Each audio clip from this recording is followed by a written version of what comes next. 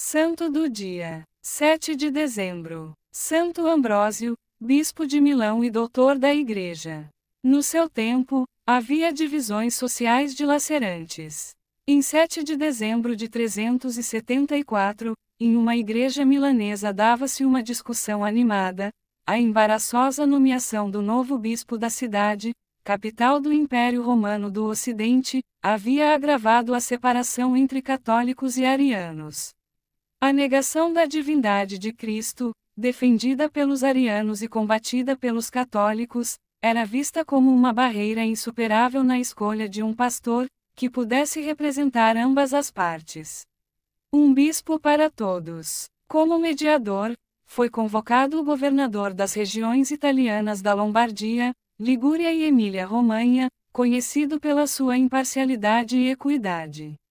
Ele se chamava Ambrósio, nascido em 340, em Augusta dos Tréveros, Alemanha, no seio de uma família romana cristã, terceiro de 3 filhos, que também se tornaram santos, Marcelina e Sátiro. Ambrósio concluiu seus estudos jurídicos em Roma, sob o exemplo do pai, prefeito da Gália, aprendendo a oratória e a literatura greco-latina. O sucesso na sua carreira de magistrado e o seu equilíbrio em resolver controvérsias bastante difíceis tornaram-no o candidato ideal para moderar o impetuoso debate milanês, que começou com a morte do bispo ariano, Alcêncio. O convite de Ambrósio ao diálogo convenceu o povo e evitou o perigo de tumultos. Porém, enquanto o governador pensava ter cumprido a sua missão com sucesso, aconteceu um imprevisto. Entre a multidão, elevou-se uma alta voz de criança, que ecoou em toda a assembleia, que dizia: Ambrósio bispo. Assim, católicos e arianos, inesperadamente, chegavam ao desejado acordo. A ovação popular desnorteou Ambrósio, porque não era batizado e se sentia indigno. Quis rejeitar o cargo dirigindo-se ao imperador Valentiniano, que, porém, confirmou o anseio popular. Então, Ambrósio fugiu, mas, também o Papa Damaso o achava idôneo à dignidade episcopal.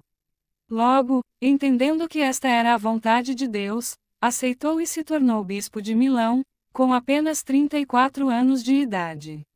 Em oração junto com o povo, Ambrósio distribuiu seus bens aos pobres e dedicou-se ao estudo dos textos sagrados e dos padres da Igreja. Quando leio as Escrituras, dizia, Deus passeia comigo no paraíso. Aprendeu a pregar de tal maneira que a sua oratória encantou o jovem Agostinho de Hipona, levando-o à conversão.